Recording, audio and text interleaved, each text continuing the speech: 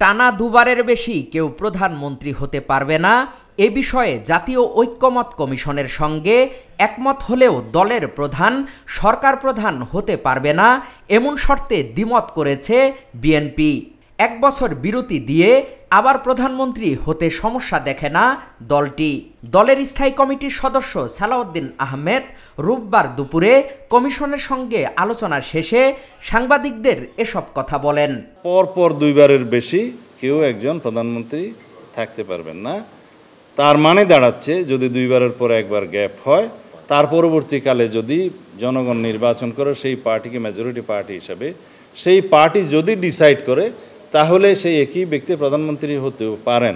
কিন্তু কথা হচ্ছে যে কেন ধরে নিচ্ছেন যে সেম লিডার বা সেম ব্যক্তি বারবার হবেন? আমরা তো এখানে অপশনটা রাখতে চাই যে বাধ্যবাধকতা করা যাবে না।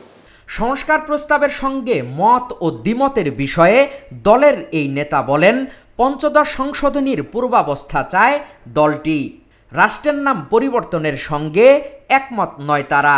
গণপ্রজাতন্ত্রী বাংলাদেশের ক্ষেত্রে ওনারা যে নাগরিকতন্ত্র এবং গণপ্রজাতন্ত্রী বাংলাদেশ শব্দ জনগণতন্ত্রী বাংলাদেশ লেখার কথা বলেছে, সেই বিষয়ে আমরা আগেও বলেছি যে রাষ্ট্রের নাম পরিবর্তনের এখানে কোনো যৌক্তিক কারণ নাই। এটা দীর্ঘদিনের 54 বছরের প্র্যাকটিসের মাধ্যমে জনগণ গ্রহণ করেছে। আর তাছাড়া এই বিষয়ে কথা বলতে গেলে অনেক কথা বলতে হয়। এটা একটা ইটালিক অরিজিন শব্দ রেস পাবলিকা থেকে রিপাবলিকের, সেটা অর্থাৎ এটা রেস মানে জিনিস, পাবলিকা মানে জনগণের জিনিস। সেটা হচ্ছে জনগণেরই তন্ত্র।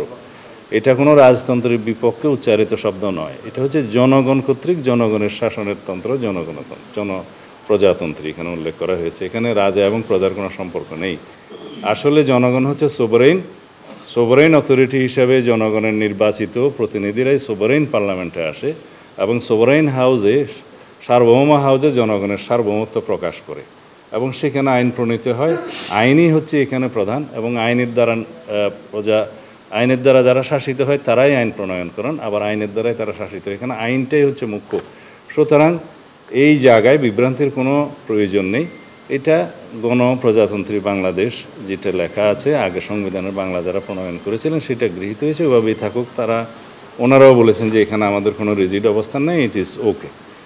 সাম্য, মানবিক মর্যাদা, সামাজিক ন্যায় বিচারে বিএনপি একমত হয়েছে জানিয়ে বিএনপি নেতা বলেন, ইন্টারনেটকে মৌলিক অধিকার অন্তর্ভুক্ত করতে একমত। স্বাধীনতার ঘোষণাপত্রে যে উল্লেখিত সাম্য, মানবিক মর্যাদা এবং সামাজিক সুবিচারের যে কথাগুলো উল্লেখ করা আছে সেটা প্রিয়াম্বলে সংবিধানের মূলনীতিতে আনা যায় কিনা সেটা আমরা বলেছি, এই বিষয়ে আমরা একমত। ইন্টারনেটকে মৌলিক অধিকারের অন্তর্ভুক্ত করার জন্য আমরাও একমত এবং অনেক পক্ষ থেকে একমত করা হয়েছে। যে এখানে একটা জিনিস আপনাদেরকে বলে রাখি, রাষ্ট্র পরিচালনার মূলনীতি একটা বিষয়, কিন্তু রাষ্ট্র পরিচালনার মূলনীতি শুরু হচ্ছে আর্টিকেল 8 থেকে এই আর্টিকেল 25 পর্যন্ত, আর মৌলিক অধিকার ফান্ডামেন্টাল রাইটস স্টার্ট হচ্ছে 26 থেকে 47 পর্যন্ত। এবং এই মৌলিক অধিকারের মধ্যে যে সমস্ত বিষয় উল্লেখ থাকে এটা কিন্তু এনশিওর করতে হয় রাষ্ট্রকে। Civil and political right must be ensured by the state, এটা হচ্ছে প্রিন্সিপাল। তো এইখানে মৌলিক অধিকারের ক্ষেত্র বেশি করে বাড়ানো মানে হচ্ছে রাষ্ট্রের এফিসিয়েন্সি এবং অর্থনৈতিক সক্ষমতার উপরে একটা নির্ভরশীলতা আসবে, কিন্তু রাষ্ট্রকে সেইটার গুড গভর্নেন্সের জন্য রাষ্ট্রের উপরে ছেড়ে দিতে হয়। সেই জন্য কিছু বিষয় থাকবে রাষ্ট্র পরিচালনার মূলনীতিতে, বাট এনফোর্সেবল করার জন্য সেটা থাকবে কিছু বিষয় মৌলিক অধিকারের অধ্যায়ে রাষ্ট্রকে যেখানে এনশিওর করতে হবে all civil and political rights. সেই জন্য আমরা বলছি এখানে অনেকগুলো জিনিস অন্তর্ভুক্ত না করে যে সমস্ত বিষয়গুলো রাষ্ট্র এনশিওর করতে পারবে রাষ্ট্রের সক্ষমতা অনুসারে সেগুলোকে আনাই হচ্ছে বাস্তবায়নক। সেই বিষয়ে ওনারা একমত হয়েছেন এবং সেটা ড্রাফট আকার ওনারা আমাদেরকে দেবেন। এইটাতে একটা অগ্রগতি আছে। নারীদের জন্য সংসদে 50 থেকে 100 আসন করারও মত দিয়েছে বিএনপি। এ সময় তিনি বলেন, পরবর্তী সংসদে বিস্তারিত আলোচনার পর বাস্তবায়ন করা হবে এই নীতি। নারীদের আসনের সংখ্যা যেমন আমরা বলেছি 50 থেকে 100-তে উন্নীত করার ক্ষেত্রে আমরা একমত, কিন্তু সেটা বিদ্যমান পদ্ধতিতেই মনোনয়ন হবে, সেটা আমরা আমাদের প্রস্তাবে বলেছি। বাট এইটা আমরা বলেছি যে নেক্সট পার্লামেন্ট গঠন হওয়ার পরে যখন 300 ডাইরেক্টলি নির্বাচিত হবে এবং সংসদের সংশোধনী গৃহীত হলে বর্তমানের 50 এবং প্লাস আরও 50 নিয়ে যে 100 গঠিত হবে, সেই 400 সদস্য বিশিষ্ট সংসদে বিষয়গুলো বিস্তারিত আলোচনা করে কোন পদ্ধতিতে তার পরবর্তী সংসদে নারীদের নারী আসন নির্বাচনটা হবে, সেটা তখন সংসদে বিস্তারিত আলোচনার মাধ্যমে নির্ধারণ করা হবে। এ সময় নির্বাচনে প্রার্থিতার বয়স ন্যূনতম 21 বছর করার প্রস্তাবনায় বিএনপি দ্বিমত পোষণ করেছে। ন্যূনতম বয়স 21-এর ক্ষেত্রে আমরা দ্বিমত। রাষ্ট্র পরিচালনার সুবিধার্থে এবং সরকারের স্থায়িত্ব নিশ্চিত করার স্বার্থে আমরা 4টা বিষয় উল্লেখ করেছি: অর্থ বিল, সংবিধান সংশোধনী বিল, আস্থা ভোট এবং রাষ্ট্রীয় নিরাপত্তার প্রশ্ন। এই 4টা বিষয় বাদে সংসদ সদস্যরা স্বাধীনভাবে তাদের বক্তব্য এবং ভোট প্রদান করতে পারবে, তাতে সংসদ সদস্য পদ বিলুপ্ত হবে না। বিএনপির জ্যেষ্ঠ নেতা বলেন, ন্যাশনাল কনস্টিটিউশন কাউন্সিল এনসিসি থিওরির সঙ্গে বিএনপি একমত নয়।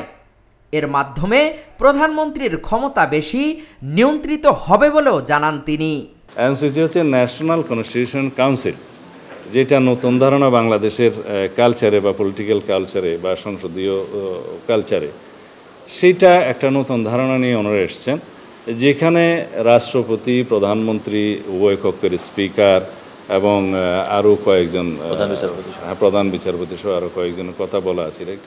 সেই বডিটার হাতে রাষ্ট্রের সমস্ত গুরুত্বপূর্ণ নিয়োগ, যেমন অল কমিশন, 3 বাহিনী প্রধান থেকে শুরু করে পিএসসি এবং এই যে দুদক এবং আরও যে সমস্ত সাংবিধানিক কমিটি আছে, পদ আছে আর কি, কনস্টিটিউশনাল অল পোস্ট, তার বাইরে যে সমস্ত কথা বললাম, এই সমস্ত নিয়োগের ক্ষেত্রে প্রধান এবং সদস্য সবার নিয়োগের ক্ষেত্রে যে তাদেরকে ক্ষমতা দেওয়ার, জুরিসডিকশন দেওয়ার কথা বলা আছে, এগুলো আমরা একমত নই। এই জন্যে যে রাষ্ট্রের মধ্যে আর এক্সিকিউটিভের ফাংশনটাকে এত বেশি লিমিট করা হবে যে এক্সিকিউটিভ এবং প্রধানমন্ত্রী, যিনি যে নামেই ডাকি, তাদের আর তেমন কোনো রাষ্ট্র পরিচালনার ক্ষেত্রে এখতিয়ার এত বেশি লিমিট করা হয়ে যাবে যে রাষ্ট্র পরিচালনার দায় হয়ে যাবে। অথচ রেসপন্সিবিলিটি থাকবে ইলেক্টেড রিপ্রেজেন্টেটিভ হিসেবে জনগণের কাছে এবং সংসদের কাছে সেই নির্বাচিত প্রধানমন্ত্রীর, অথচ তার কাছে তেমন কোনো পাওয়ার দেয়া থাকলো না।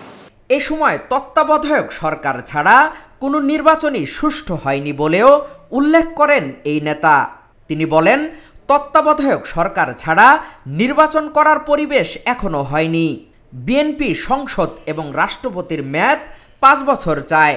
রাষ্ট্রপতিকে আর্টিকেল 48 দিয়েছিল। রাষ্ট্রপতির আর্টিকেল 48-এ সাবসেকশন 3-র পরে একটা নতুন সেকশন আমরা ইনক্লুড করার জন্য আগের থেকে আমাদের প্রস্তাবে ছিল, যেটা বিএনপির পক্ষ থেকে ডিটেইল প্রস্তাব আমরা দিয়েছিলাম। তাতে সেখানে আমরা উল্লেখ করেছি যে একটা নতুন বিধান করা যাবে যে রাষ্ট্রপতিকে কি কি বিষয়ে ক্ষমতায়িত করে আইন প্রণয়ন করা যায়, সেই সমস্ত বিষয় এবং নির্ধারিত কিছু বিষয় এবং নিয়োগের বিষয়ে আমরা একমত হয়েছি, যেগুলো নতুন আইন প্রণয়ন করে সংসদে প্রণীত করা যাবে। সেই ক্ষেত্রে চেক অ্যান্ড ব্যালেন্স এবং রাষ্ট্রপতিকে মোর এম্পাওয়ার করা আর কি, সেটা নিশ্চিত করা হবে। তখন এই আর্টিকেল 43 সাবসেকশন 3-র পরে যেটা ইনক্লুড করা হবে, সেই আইনগুলো কিভাবে কখন হবে এগুলো নির্ধারণ করার জন্য বিস্তারিত আলোচনার প্রয়োজন আছে। বাট নীতিগতভাবে ওনারাও একমত, আমরাও একমত। দেশের এই সংকটকালে প্রয়োজনীয় সংস্কার করে দ্রুত নির্বাচনের প্রত্যাশা করেছেন আগত বিএনপি নেতারা।